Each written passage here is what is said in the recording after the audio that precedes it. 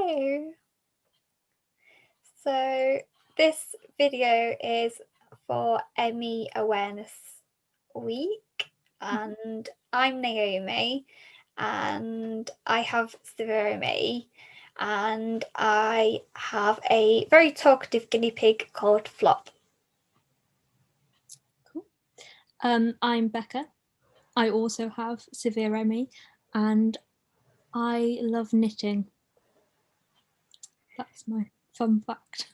So we're just going to briefly explain what M.E is for people who don't know what M.E is. So M.E stands for myalgic encephalopathy, which basically the myalgic part refers to muscles, and then encephalopathy refers to a severe disorder of the brain. But obviously there's a lot of other things to M.E. It's also referred to as chronic fatigue syndrome, but fatigue is only one of the many symptoms of M.E. And like with the myalgic muscle part, as well as there being muscle pain, there are also other types of pain that people experience. And hopefully in this video, you will kind of get an understanding of what some of our symptoms that we have and living with M.E. And is there anything you would like to add about what M.E is about? It's a neuroimmune condition. Yeah. So it is classed, sometimes you might hear it as a neurological illness, but for some people, for like myself, I experience it more as a neuroimmune condition because it affects my immune system quite a lot. Yeah. I think, you perfectly summed that up. So how did your M.E begin? So I was thinking about this the other day when you sent me the itinerary. I was just trying to remember because it feels like it's been such a long time now that it almost, like, I can't imagine life without M.E. So I think kind of it began for me. I had quite a lot of kind of episodes of muscle weakness, kind of when it first started, and then kind of just it was a really gradual process of me starting to experience a lot of fatigue, and I was getting a lot of pain, and just all of those sort of standard symptoms really. And it was right around the time that I was doing my GCSEs, so it was even more sort of an issue, I guess, because I was trying to still go to school and try and still do my GCSEs, but I just had this fatigue and pain that was just getting worse and worse and worse. Yeah, that's sort of how mine started. Me, it was a gradual thing as well. I have other illnesses as well, and I was dealing with those, and I was having a lot of kind of like pain and muscle weakness, and I was kind of really floppy and tired. It was like I have a compromised immune system, so I just obviously get that kept being diagnosed with peripheral fatigue syndrome. And then I saw my neurologist for another neurological condition I have, and he diagnosed me with M.E. And I never heard of M.E before then. And so I went away from that appointment and I was like, okay, I've got M.E, but I don't know what it is.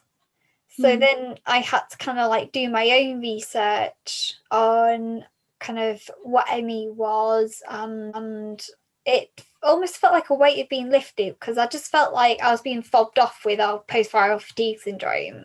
Yeah. And I got M.E and it kind of felt like, okay, right, it's nothing I'm doing wrong. It's not me not getting enough hours of sleep. It's not me like sleeping too much in the day. It's not me kind of doing like too much activity and tiring myself out, etc. It's not me that's kind of like doing something to make my pain worse. It's because I have M.E. So that kind of felt like a relief, getting my M.E kind of diagnosed, and then it was a case of learning how to kind of like pace and activity management, and basically it was just me teaching myself. But I was just getting, like, over the years my ME was just getting worse and worse and worse. Yeah, yeah. Yeah, I think in some ways I was almost quite lucky with the fact that there's actually someone else in my family. My auntie also has ME and has had it for a lot longer than I've had it. So when I got diagnosed with ME, it was, I think it definitely made it easier knowing that I already knew someone with the condition. So I sort of already knew a bit about it, and she was kind of able to help me a bit with learning how to manage it and do pacing and activity management and stuff. Yeah, that must have been quite helpful. I think as well it's like understanding, because quite often people don't understand, or they see kind of like, oh, it's just fatigue, you just need to sleep more, and it's just like, well, sleep doesn't make it better, and actually I usually wake up more tired than when I went to bed. So we've touched on this a little bit, and the next bit on the itinerary is getting our diagnosis. Mhm. So how long did it take for you to get diagnosed? So I think it took about a year ish. It was sort of, it's kind of difficult to pinpoint exactly how long it was because the symptoms were quite gradual in sort of starting to become an issue. And then I got diagnosed with kind of different things in the meantime before they actually came to the final diagnosis of ME. So yeah, so I think sort of reaching the actual diagnosis of ME took about a year. But I was already seeing a neurologist, and then once they sort of started to really see, and I was sort of able to really tell them about the fatigue and pain and stuff that I was experiencing, they decided to refer me onto the ME service at my local hospital. So yeah, sort of with that process, did a lot of blood tests and all that sort of stuff just to rule out other things. And then once I actually got referred to the service, they did like this diagnostic questionnaire thing where it's basically like a lot of questions about um, like symptoms and how much you can like do before you sort of start to experience a crash and stuff. And then from doing that, that's how they came to that diagnosis of ME. It wasn't until I saw my neurologist for another condition that my ME was diagnosed. He was asking questions about kind of like my fatigue in a bit more detail, and then obviously like he came to the conclusion that I had ME as well as like the other diagnoses that I had. Put on the itinerary is living with ME. Just how much it can fluctuate from day to day. So yeah, it's like one day you might be having a relatively good day and not be in too much pain and that sort of thing. And then the next day you could be in like a massive crash and just be feeling absolutely awful.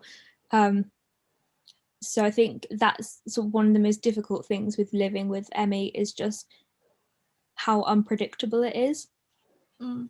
But I think sort of day to day, especially since going to Leeds, I've definitely got much more structure, like with the daily plan and stuff. So that really helps with kind of managing it and yeah, kind of like um, sorry, brain fog. um, Totally get the brain fog. yeah, I just completely have forgotten what I was going to say. Yeah, That's why I've yes, got the itinerary in front of me, because of brain fog. yeah. Yeah, so since kind of developing the daily plan, that definitely helps with kind of controlling and trying to prevent quite so much fluctuation. So even if I am having a relatively good day, I'm still doing the same amount of activity. I'm not sort of trying to push myself to do more, which then causes a crash. But yeah, I totally agree with the unpredictability, and even like hour to hour it can change, because you might be fine and then you might overdo it a little bit and then you just flop and that's it for the rest of the day, or you kind of might wake up kind of feeling a bit kind of like and then the afternoon you kind of like perk up a little bit and then you kind of like that's, and then you have a few hours of being okay and then you start to flop a little bit. yeah. But yeah, so I'd agree with kind of like just how much it fluctuates and like how unpredictable it is. And like we've both been in Leeds, and I would definitely agree about how like my daily plans help me give structure.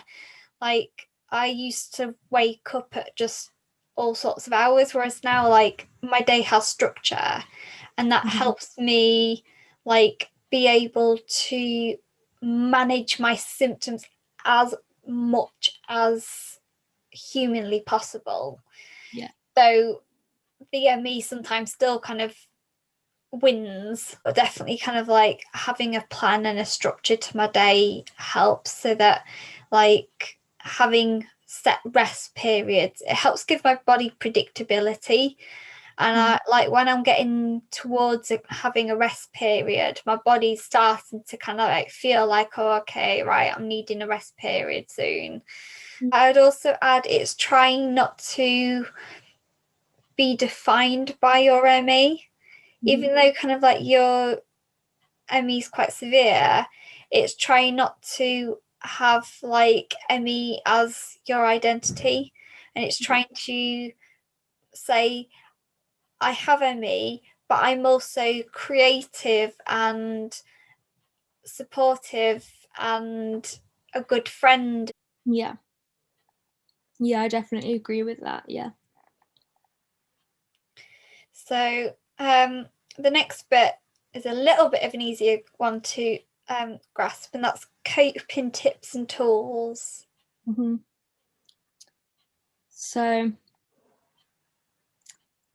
yeah, again, I was thinking about this before we started this chat, and I was just trying to think of like my top tips, if you like. So I suppose, sort of as you've already said, is not letting it kind of define you, and still doing the stuff that you enjoy is kind of in terms of coping with kind of getting the diagnosis, and sort of from a more kind of emotional point of view, is definitely, yeah, not letting it define you and still trying to do the things that you enjoy. But then in terms of coping with the actual symptoms and day to day is making sure that you are not doing too much and just trying to do like as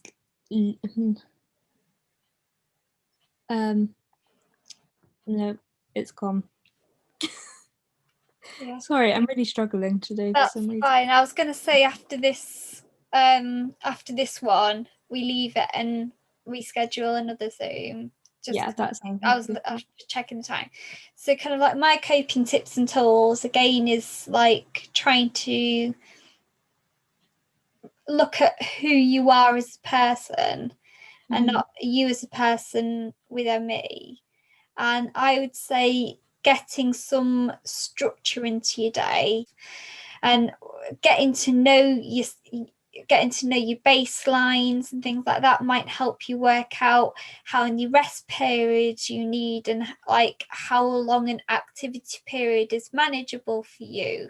So I think Yeah. definitely getting some sort of structure into your day is helpful. Having Sorry, I'm getting brain fog now. um I would say kind of like making lists are really helpful, because I have Yeah. brain fog, so I find and a really bad memory, and also kind of like the other thing I say is like I used to, before I got ill, I used to be a person where everything had to be done that day, and it's accepting that now that it can be done tomorrow or next week. like so kind of like lists and a schedule and your identity. And I think as well is having a good group of healthy friends. So friends that are helpful and supportive and understanding. Some of them might have ME like you and I, others might just be really understanding friends. And those people that aren't understanding aren't worth having in your life. And it's just kind of like, that might sound harsh, but it's kind of like you're better to have a small group of friends that are brilliant than Yeah. juggling a large group of friends that might not necessarily be helpful to you for whatever reason. Yeah. Yeah, I definitely agree with that. So, shall we leave it there for today and then reschedule when we're feeling up to it? Yes, please. That would be good. So Sorry that I've I'm got a getting bit. tired because I'm needing to lay down. That's why I've lowered my bed. Yeah, I'm just sort of slowly sinking down this sofa. So Yeah, yeah, I'm getting tired. That's nearly my rest period as well. yeah, So, yeah, so yeah. yeah. Yeah, thank you for doing that. And thank you for understanding about filming in parts. No, yeah, that's a brilliant idea. Yeah, definitely on board with that. Definitely. So Yeah. So yeah, I'll leave it there and I'll text you later. cool. Yeah. All right. Bye. Bye.